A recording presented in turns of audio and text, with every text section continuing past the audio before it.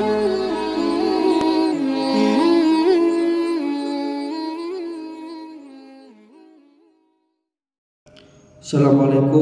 warahmatullahi wabarakatuh.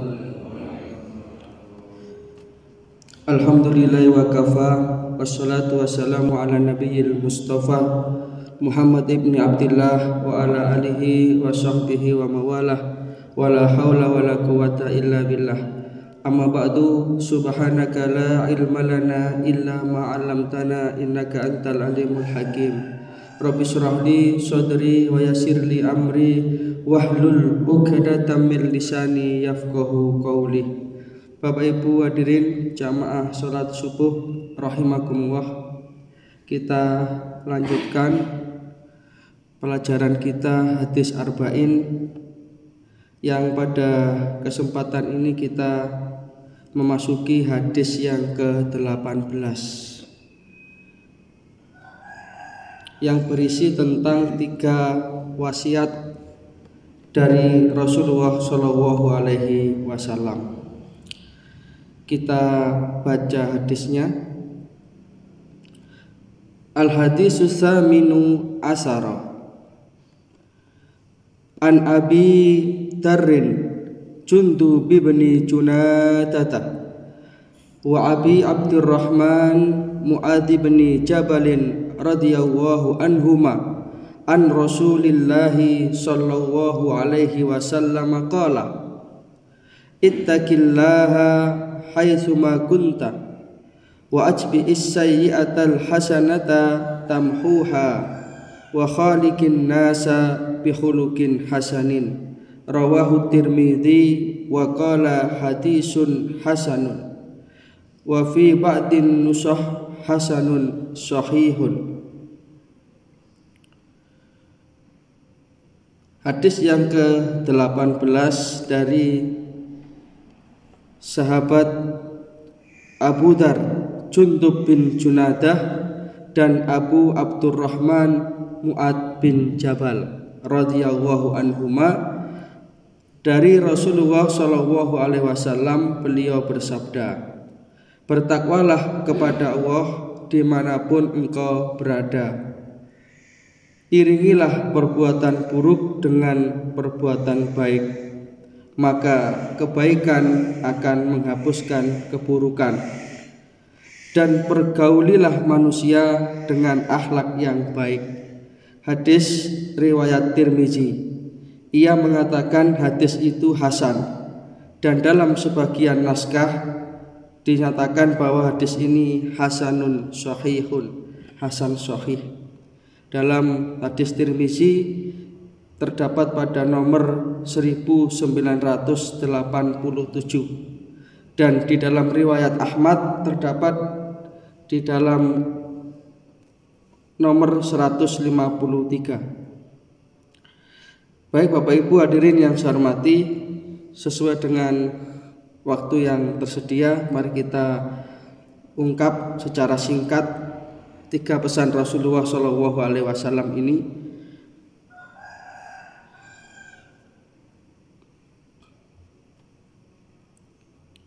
Yang pertama,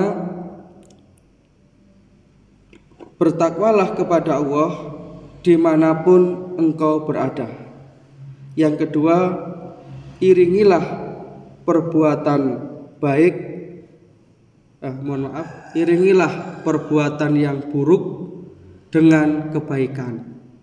Niscaya kebaikan itu akan menghapuskan keburukan. Dan yang ketiga, pergaulilah manusia dengan akhlak yang baik.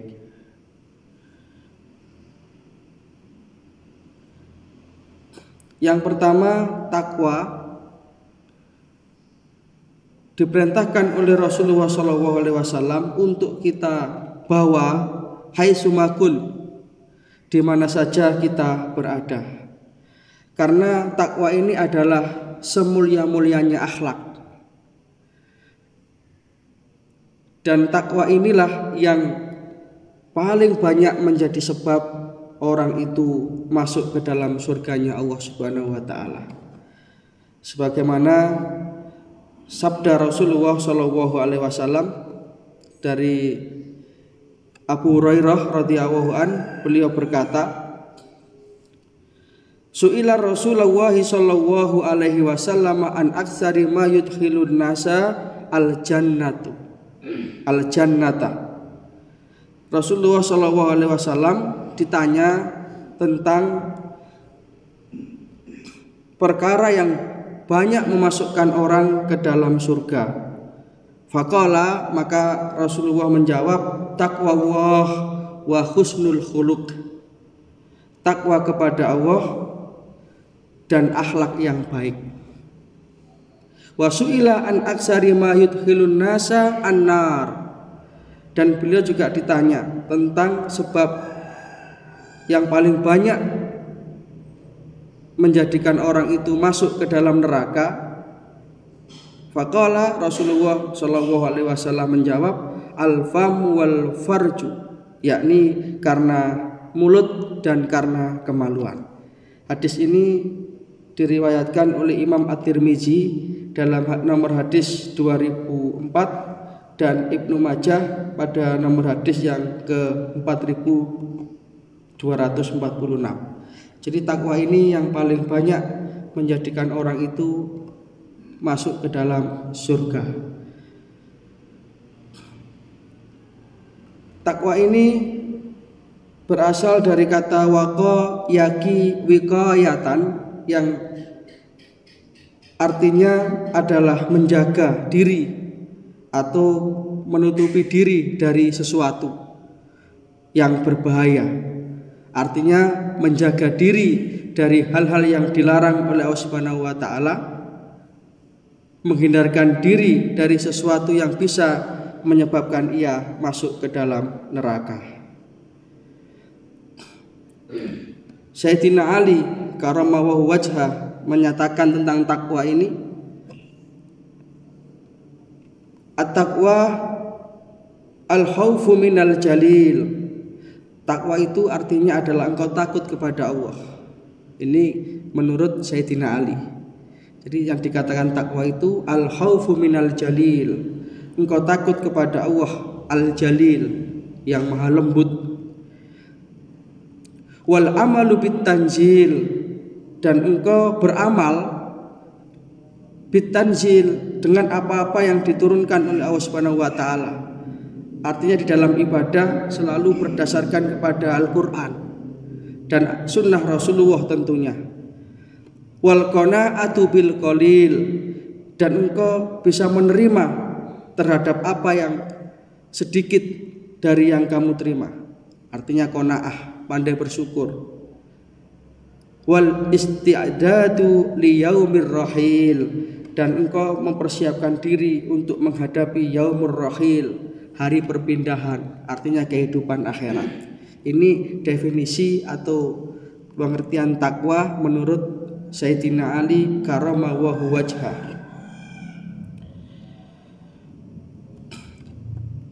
Bapak Ibu hadirin jamaah rahimakumullah, dan takwa inilah nanti yang akan menjadi ukuran atau derajat seseorang di hadapan Allah Subhanahu wa taala. Dalam Al-Qur'an surat Al-Hujurat ayat 13, Allah Subhanahu wa taala berfirman, a'udzubillahi minasyaitonir rajim, ya ayyuhan nasu inna khalaqnakum min dzakari wa unsa wa ja'alnakum syu'uban wa qabaila lita'arafu inna akramakum indallahi atqakum innallaha alimun khabir. Wahai manusia, sesungguhnya kami telah menciptakan kamu dari laki-laki dan perempuan, dan kami jadikan kamu berbangsa-bangsa dan bersuku-suku agar kamu satu sama yang lain saling mengenal. Inna akramakum indallahi atqakum, dan sesungguhnya yang paling mulia di antara kamu di sisi Allah adalah yang paling bertakwa. Maka tidak heran kalau ini menjadi pesan Rasulullah SAW untuk kita bertakwa dimanapun kita berada. Yang kedua, mengiringi kejelekan dengan kebaikan. Tamhuha, maka niscaya kebaikan itu akan menghapus kejelekan. Yang dimaksud di sini antara lain adalah kita mengikuti atau mengiringi perbuatan dosa dan kesalahan yang kita lakukan dengan taubat. Karena kalau bicara masalah salah dan dosa, ini pasti tidak akan ada di antara kita yang bisa menghindar. Siapapun orangnya itu pasti khata'un, kata Rasulullah. Kullu bani adama khata'un. Setiap manusia pasti akan tersilap dan tersalah dalam kehidupannya. Maka wa khairu khata'ina at-tawwabun. Sebaik-baik orang yang salah adalah orang yang segera bertobat, yang mengikuti kejelekannya dengan kebaikannya. Termasuk juga arti mengikuti kejelekan dengan kebaikan, artinya adalah kita melakukan amalan-amalan kebaikan yang bisa menjadi kafarat atau penghapus dosa itu. Dalam Al-Quran surat Hud ayat 114 Allah berfirman, a'udzubillahi minasyaitonirrajim, wa aqimis sholata tarafain nahari wa zulafan minal lail innal hasanat yudhibnas sayyiat. Dan dirikanlah sholat pada kedua tepi siang, pagi dan petang, dan pada sebagian permulaan daripada malam. Sesungguhnya perbuatan-perbuatan yang baik itu akan bisa menghapus perbuatan-perbuatan yang buruk. Surat Hud ayat 114. Yang terakhir, Bapak Ibu yang saya hormati, pesan Rasulullah SAW dalam hadis ini adalah berakhlak yang mulia. Karena akhlak yang mulia adalah merupakan bukti keimanan seseorang. Semakin tinggi kualitas keimanan seseorang itu, maka akan semakin tercermin akhlaknya itu mulia. Ya akhlak lisannya, ya perbuatannya, ya kasih sayangnya kepada sesama, ini merupakan salah satu bukti dari keimanan itu. Satu ketika Rasulullah SAW berkata atau berpesan kepada Sayyidah Aisyah, ya Aisyah, inna waha rafiqun yuhibbur rifqa. Wahai Aisyah, sesungguhnya awak itu maha lembut dan menyukai ar-rifqa, menyukai kelemah lembutan. Wa yu'ti 'alal rifqi ma la yu'ti 'alal unfi wa ma la yu'ti 'ala ma siwah. Dan awak akan memberikan kelembutan atau kebaikan, pahala yang tidak diberikan kepada orang yang bersikap keras dan yang selainnya. Jadi salah satu di antara akhlak yang baik itu adalah berlemah lembut, bertutur kata yang lemah lembut, berempati kepada sesama. Tiga inilah akhlak yang diajarkan oleh Rasulullah dalam hadis ini. Mudah-mudahan kita bisa membawa takwa kita dimanapun kita berada. Yang kedua, mengiringi kejelekan dengan kebaikan, dengan memperbanyak taubat. Dan yang ketiga, kita bisa menghiasi diri kita dengan akhlak yang mulia sesuai dengan pesan Rasulullah SAW ini. Demikian Bapak Ibu yang kami hormati, apa yang bisa kita pelajari pada pagi hari ini, mudah-mudahan bisa membawa manfaat. Mudah-mudahan kita senantiasa mendapatkan taufik dan hidayah, amal ilmu rezeki yang barokah, dan akhirnya kelak kita menghadap kepada Allah Ta'ala dengan tetap membawa iman Islam husnul khotimah. Kita tutup dengan doa kafaratul majelis. Subhanaka Allahumma wa bihamdika asyhadu an la ilaha illa anta astaghfiruka wa atubu ilaik. Ada kurang lebihnya mohon maaf. Wassalamualaikum warahmatullahi wabarakatuh.